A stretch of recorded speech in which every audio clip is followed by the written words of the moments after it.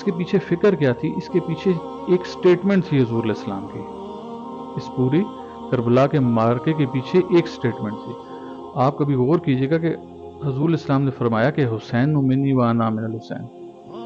ایسے ہی ہوا کہ حسین مجھ سے ہے اور میں حسین سے ہوں. بات سمجھ آ گئی ہمیں کہ حسین مجھ سے ہو سکتا ہے، یعنی کہ حسین سردار الانبیاء سے ہو سکتا ہے.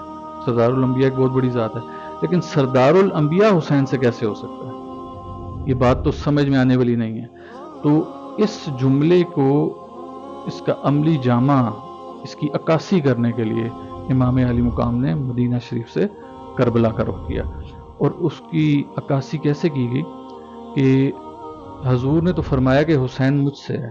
اب میں حسین سے کیسے ہوں؟ اس کی تشریح ایسے ہے کہ امام علی مقام نے کربلا کے تپتے ریگزار کے اوپر اپنے اہل و عیال، اپنے بچوں، اپنے رفقا، آپ کے جانثار جتنے تھے، ان سب کی قربانی کا نذرانہ پیش کر کے ثابت کیا کہ حضور علیہ السلام جو اللہ کا دین لے کر اس کرۂ ارض پر آئے، اس کی بقا میرے سے ہوئی.